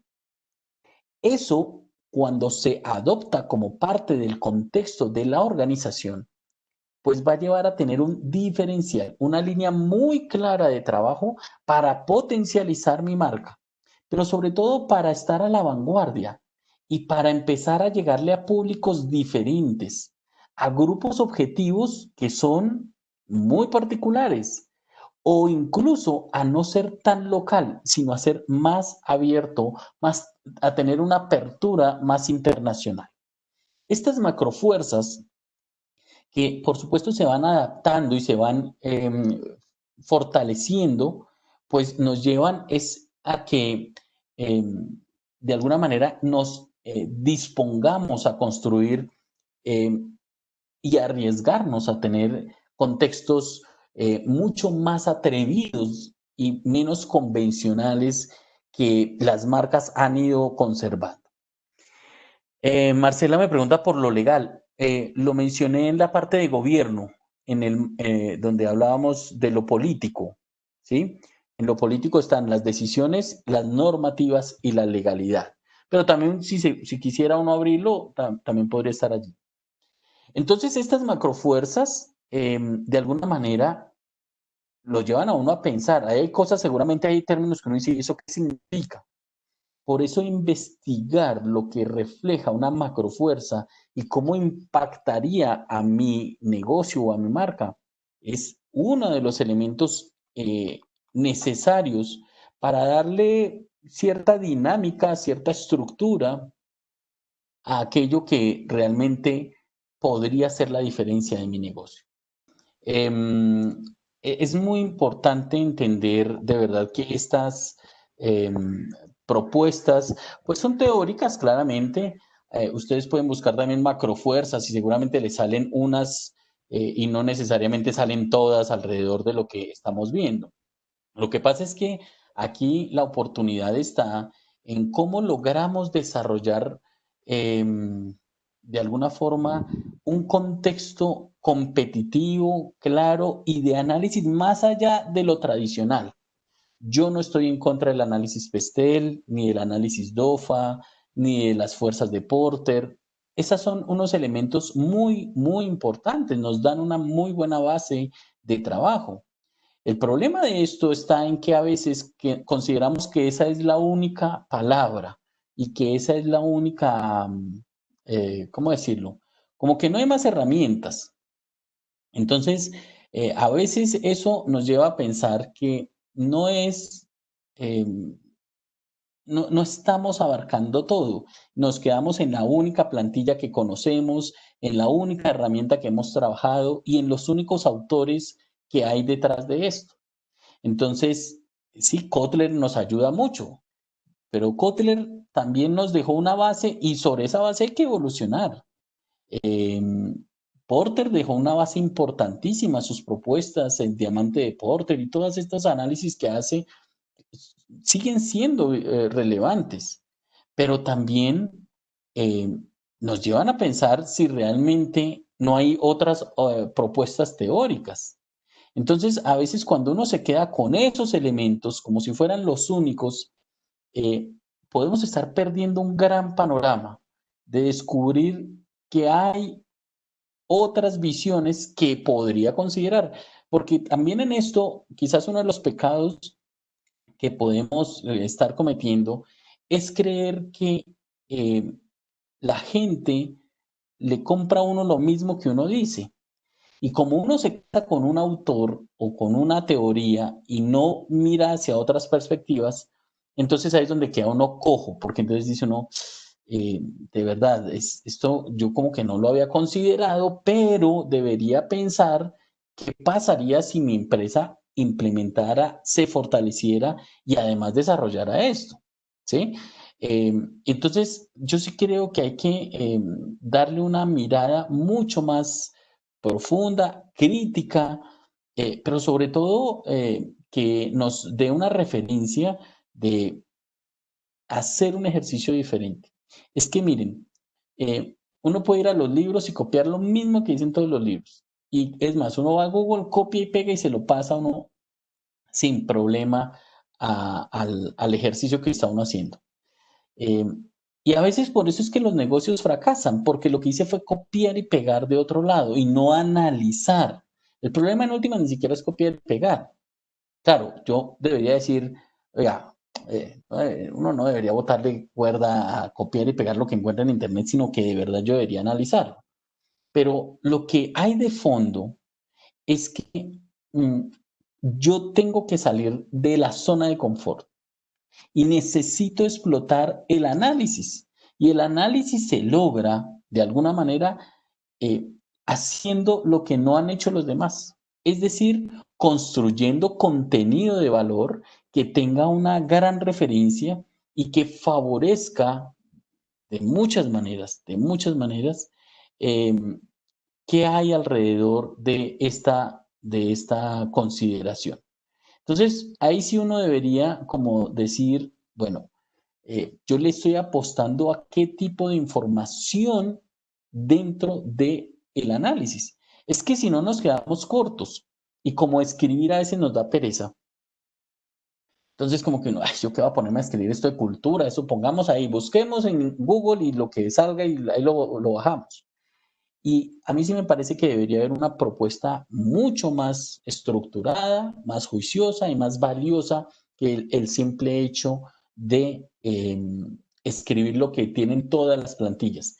Porque es más, miren, el análisis de OFA puede ser muy importante, pero como la gente no lo sabe diligenciar, entonces solo copia cosas, no pondera, no cualifica ni cuantifica la información. El análisis PESTEL tiene una plantilla y unas herramientas importantes, pero ¿cómo lograr que eso realmente se ponga en la práctica? A veces lo que hacen es llenar esos formatos como requisito, pero no los vuelven a ver nunca más. Entonces, si uno no los va a volver a ver, pues no los haga, porque pues para llenar y perder tiempo no aguanta. Como les digo, fíjense que aquí es donde está la clave. No hay una única forma, o sea, no hay un único esquema. Y yo creo que esto que estamos mirando nos tiene que abrir el panorama. Es decir, no se trata simplemente de llenar por llenar un cuadro, una tabla, hacer un esquema. Es de verdad descubrir las cosas que yo puedo construir, las cosas que yo puedo aportar desde una perspectiva que sea flexible y que de verdad me oriente para que haya relevancia para la empresa. Porque, repito, no se trata de llenar cuadros, se trata de entenderlos, argumentarlos y explicarlos. Y que eso me ayude a tomar decisiones. Porque si no, lo que hacemos es echar carreta. Y saben que la gente, las empresas y todos estamos cansados de la carreta. Bueno, pues llega el momento ya, yo ya no voy a hablar más porque estoy hablando mucho y ahora vamos a desarrollar el trabajo con lo que hemos ido mirando desde ayer. Quiero que construyamos ese análisis del entorno, el micro y el macro, y que esa información la plasmemos de alguna manera práctica. A mí sí me gustaría que al menos tuviéramos entre 3 y 5 aspectos por cada una de las variables micro. Y lo mismo para las variables macro. Pero ojo, repito, aquí no es escribir por escribir, entendiendo cuál es nuestro negocio y cuál es la estructura y la forma en la que nos podemos vincular y relacionar. Entonces, ahora el tema es cómo logramos que haya una aterrizada muy clara de información. Necesitamos datos, cifras, elementos que nos den esa referencia y que podamos de alguna manera construir esos espacios de análisis. Repito, no se trata de escribir, porque si no, entonces en tecnología, sí, comprar, tener página web, ¿no? Esa es la tendencia, si fuera el análisis macro, o cuál es la tendencia tecnológica y a mí cómo me impacta como empresa. Entonces, por eso les digo, entre 3 y 5, ustedes escogen cuántos, pero que tenga la consideración para la marca ese aspecto. Ah, pueden ser más, bueno, si quieren más, no hay problema, pero es una forma de visualizar. De tal manera que cuando presentemos, tengamos un esquema claro, mire, estas son las del micro, estos son los aspectos que se consideraron y los impactos para mi empresa, para entender cómo se aterriza la información. 5, de 3 a 5 por cada aspecto del micro. Entonces yo por eso quiero que miren entonces a los clientes, a la empresa, a los proveedores, a los intermediarios, ¿sí? Y lo mismo entonces en el tema del macro, el tecnológico, el político, el ambiental, ¿sí? Para que de cada uno saquemos de 3 a 5 y podamos identificar cómo eso que escribo impacta mi marca. Lo impacta porque no lo tiene, lo impacta porque lo tiene que implementar, o lo impacta porque ya lo tiene pero lo está haciendo mal, o lo impacta porque lo está haciendo muy bien, ¿sí? ¿Cómo lo impacta? Aquí tenemos, aquí les estoy compartiendo las del macro entorno, para que le tomemos si quieren la foto. No sé si le tomaron foto a las macrofuerzas, eh, como para que las tengan de referencia si quisieran. ¿Cuál es mi recomendación? Si ustedes me permiten hacerles una sugerencia y como es sugerencia, ustedes deciden si la quieren aceptar. Yo arrancaría por lo micro, que es lo que voy entendiendo de mi marca. Entonces, voy sacando los aspectos de cada uno, los voy relacionando, los voy analizando, ¿verdad? Puedo hacer un esquema, si quieren, así visual o gráfico, como lo quieran hacer, lo pueden hacer en línea. Hay herramientas en línea que permiten que todos vayan trabajando al mismo tiempo. Y con base en eso, pues entonces tenemos la claridad de la información, de la estructura. Pueden hacer un mapa mental si quieren, en un mapa conceptual, como lo quieran hacer.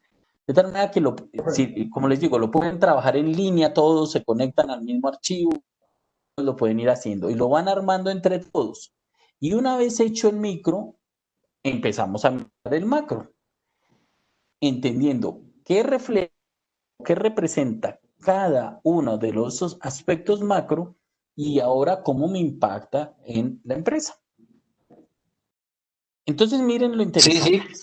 Hemos hecho el análisis del entorno, aprendimos que era mercadeo, descubrimos que está esto asociado con las necesidades del consumidor, le hemos puesto cuidado a que la información tiene que llevarnos a tener datos claros y demás, y el análisis del entorno nos pone en aprietos cuando yo no conozco a quién realmente me estoy dirigiendo, ¿sí? ¿A quién me estoy dirigiendo? Entonces, ¿qué encontramos como oportunidad? ¿Qué encontramos como momento de valor, si se quiere? Como momento crítico para las cosas que estamos considerando. Lo primero es descubrir algo. Miren esto. Nosotros en esta realidad quizás de este escenario, no solo de aprendizaje, sino de lo que esperan las marcas. A ver, perdónenme un segundito. En este espacio en donde encontramos las marcas y donde nos ponemos todos a validar la información en la que nos encontramos, deberíamos mirar si nosotros hacemos parte de ese análisis esperado. Miren, a veces las marcas de verdad se ponen en el plan de cambiar cosas, desde la marca, el letrero, la estructura comercial, el tener un nuevo portafolio de productos, sacar un nuevo servicio de domicilios. Eh, para que me comprendan, uno puede querer muchas cosas, pero si yo no cuento con el consumidor, si yo no le pregunto a las personas si ellos quieren el cambio y si les gusta la propuesta de cambio, puede ser que yo esté botando la plata así mi idea sea buena. Ojo con lo que estoy diciendo. Cuando uno le preguntan, profe, ¿y usted esta idea, usted cómo la ve? ¿Cierto que está buena? Y uno, pues sí, todas las ideas son buenas hasta que demuestran lo contrario. Porque como nos volvemos tan soberbios como marcas, como empresas, pues a veces uno hace las cosas porque, ajá, y no porque tenga una consecuencia en la relación con las personas.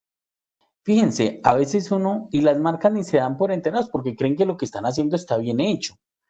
Yo sé que los cambios nunca están pensados, o en la gran mayoría de situaciones, no están pensados para generar malestar o para perjudicar a la gente.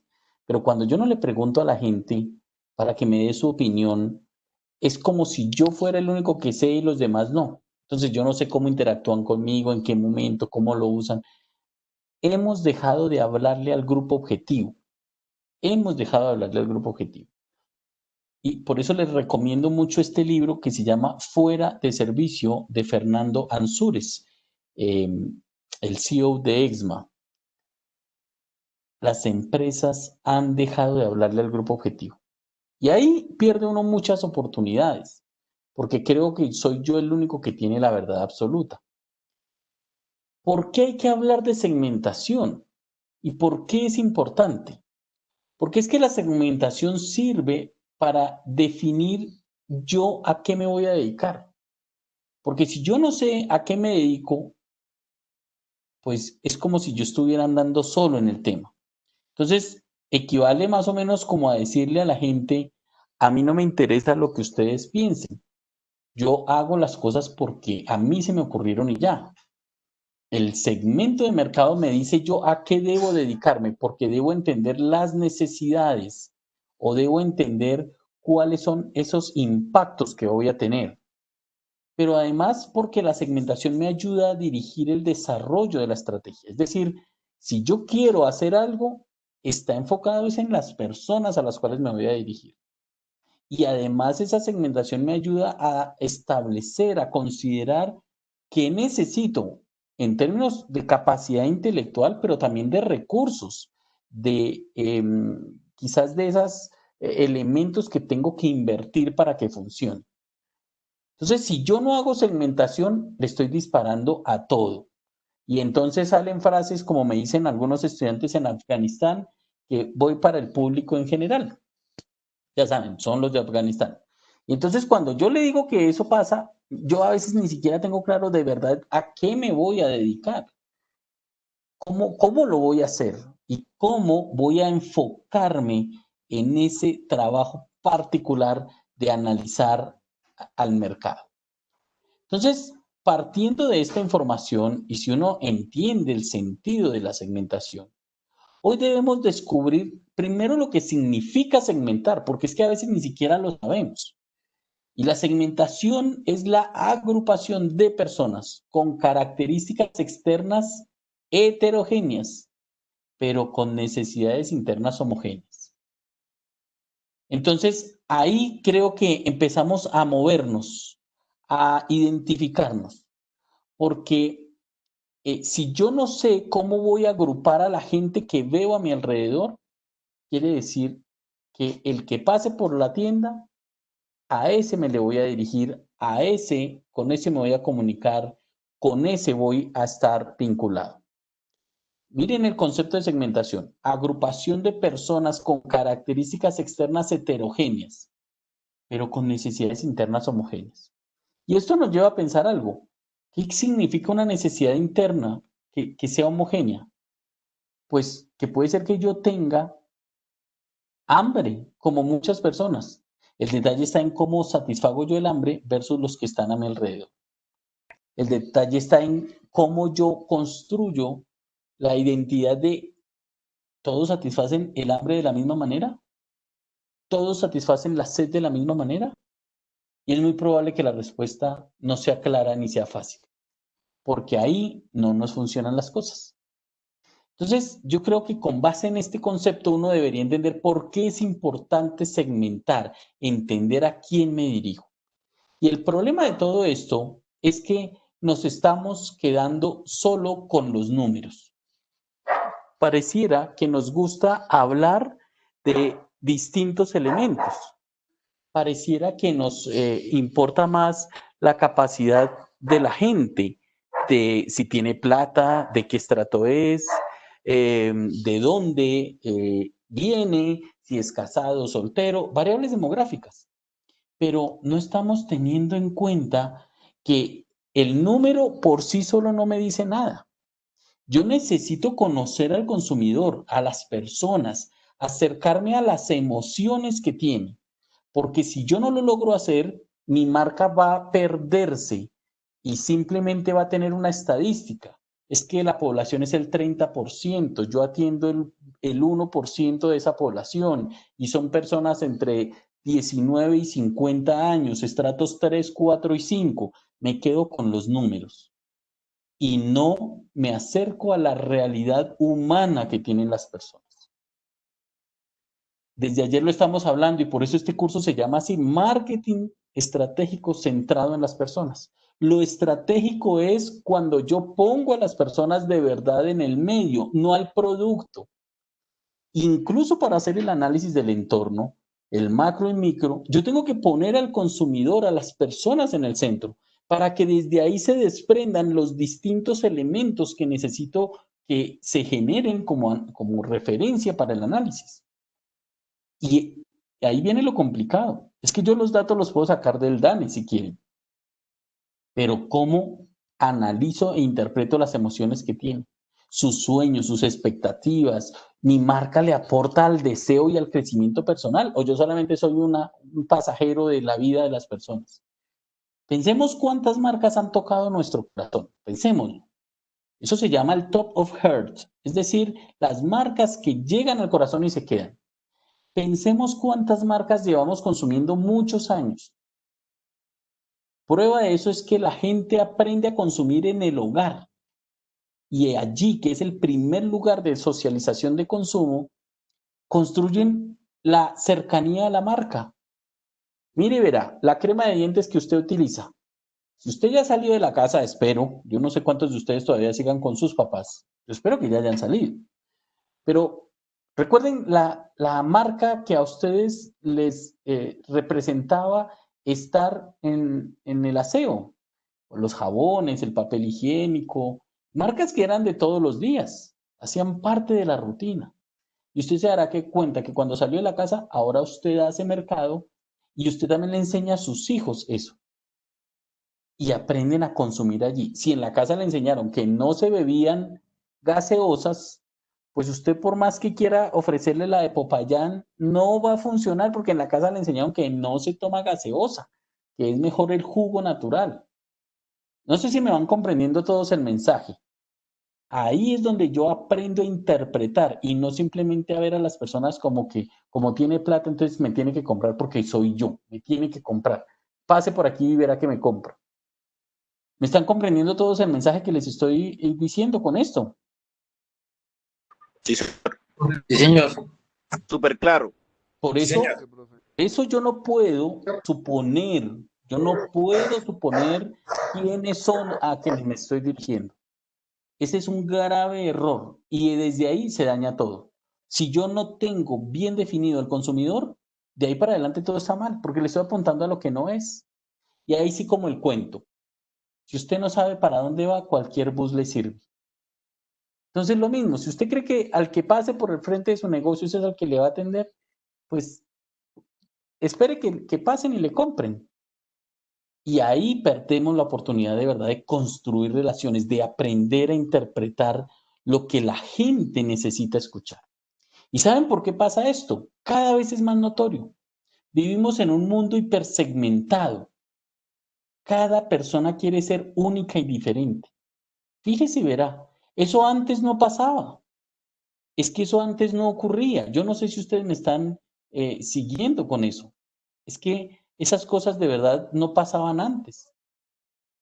No se generaba esa cercanía de ser único y diferente, de creer que de verdad yo puedo llegarle a alguien en particular y que la gente, yo le puedo llegar con datos claros y que además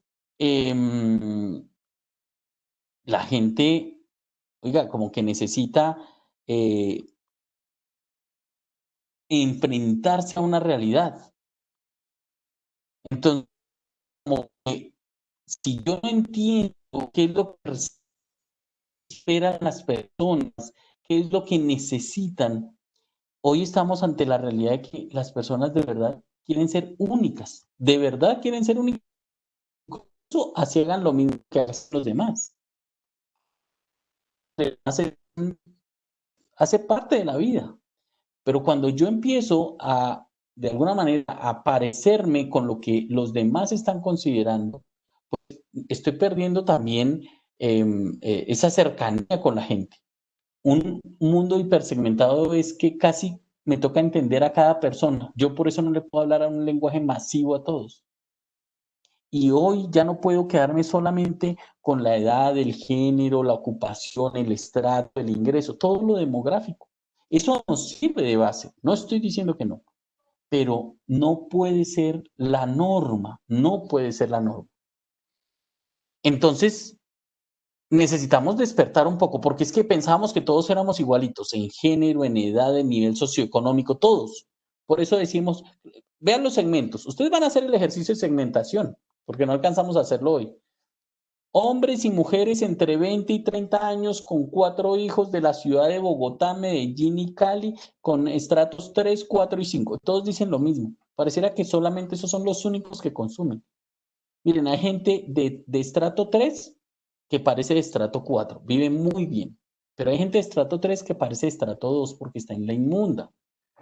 Entonces, si yo me sigo guiando por el estrato, estoy perdiendo oportunidades de relacionamiento. Cada persona es un individuo que yo debo considerar y me debe servir de base para entenderlo y enfocarme en lo que yo voy a decir que le voy a entregar como oferta de valor. Imagínense este ejercicio. Dígame si usted es capaz de conseguir este perfil de consumidor, porque esto es un segmento. Llega usted, una asesora, una empresa, le dice, ayúdeme usted que es instructor del SENA, ayúdeme a conseguir este perfil de consumidor. En ningún lado dice que es estrato 3. En ningún lado dice que vive en la zona turística. En ningún lado dice eso. Está refiriéndose a lo que hace, a su estilo de vida. No, aquí necesitamos descubrir quién es cada persona, cómo lo voy a conseguir, cómo lo voy a entender y mi producto cómo le va a servir, cómo lo ayudo. ¿Sí me hago entender? Ahí empieza el reto. Yo tengo que dejar de segmentar como lo venía haciendo normalmente. Ya hoy los segmentos ya no se basan en edades, ingresos y ya no se basan en eso. Por eso segmentar es el primer paso para encantar. Sentir que la empresa no le habla a todos por más masiva que sea. Es un verdadero placer que como cliente se percibe y se valora. Miren esto. No me hable como le habla a los demás. Yo no soy del montón. No me hable así. No me meta en la misma bolsa que los demás. Hábleme a mí solo, porque yo quiero ser el único que entiende eso. Porque es mentira eso de tratar a todos los clientes por igual. No se puede y ellos tampoco quieren. Este es un mensaje con el que quiero que vamos ya terminando, porque yo no soy partidario y quiero que me comprendan el mensaje. Yo no puedo atender a todo el mundo. Yo tengo que definir a quién quiero atender. ¿Cómo lo puedo hacer? ¿En qué condiciones? No trate a todo el mundo por igual. Yo debo saber que la segmentación, perdón, termino la idea. Debo saber que la segmentación la tengo que organizar pensando en las personas, porque eso es lo que me va a ayudar a competirle al mercado. Por eso necesito muchos oídos, muchos ojos, muchas manos para que me ayuden a conocer. Entonces, aquí la gente no puede estar detrás del escritorio segmentando. No se pueden hacer planes de mercadeo detrás de un escritorio. Yo no puedo estar en mi computador únicamente inventándome cosas. Tengo que salir a la calle. En la calle es donde está la información del segmento de mercado que yo necesito, los que debo definir, perfilar y caracterizar. Y son a ellos a los que debo atender, no a los que me inventé yo detrás del computador o en el escritorio. Porque desde el computador es muy fácil escribir cosas. Tengo que salir a la calle, untarme de calle, pisar la calle para identificar a quiénes voy a tratar, cómo los voy a tratar y cómo mi producto les va a generar valor y solución a lo que hay que hacer. Cuando yo segmento, debo entender que me estoy relacionando con personas. En consecuencia, yo no puedo estar pensando que estoy metiendo en una caja pollos o libros. No, debo entender que hoy lo que hace una persona, mañana ya no lo va a sentir. Y que si hoy le gusta una cosa, adivine mañana qué va a pasar. Ya no le gusta.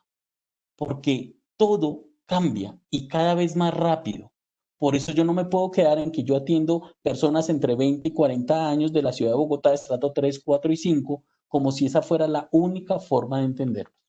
Si no salimos a la calle a entender quiénes son y no actualizo mi segmentación, estoy perdiendo la oportunidad de ganarme a la gente y sobre todo de acercarme a ellos para poder relacionar.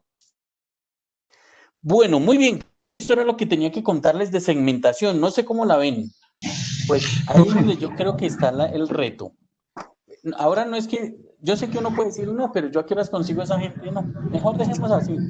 No, es que uno sale a la calle y aprende a analizar. Hay que aprender a observar, no a mirar. Hay que acercarse a la gente. Pero uno tiene mucha información de la gente cuando habla, cuando uno escucha sobre todo. Cuando ellos hablan y uno escucha. Y ahí uno descubre que puede de verdad tener soluciones que sean diferenciadas para las personas.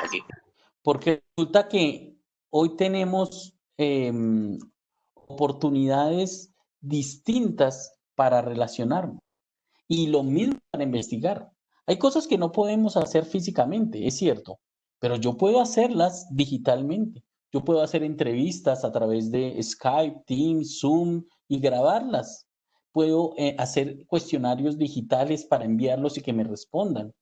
Puedo pedirle a la gente que me envíe fotografías. Les cuento que hicimos un ejercicio de investigación para un restaurante y como justo nos cogió la cuarentena, le pedimos a las personas que le tomaran foto al almuerzo y nos explicaran por qué almorzaban y por qué comían eso, que nos contaran quién cocinó, cómo lo hizo, si todos ayudaron, cuándo pedían domicilio y le sacaron foto y logramos hacer una antropología visual muy enriquecedora para entender la información.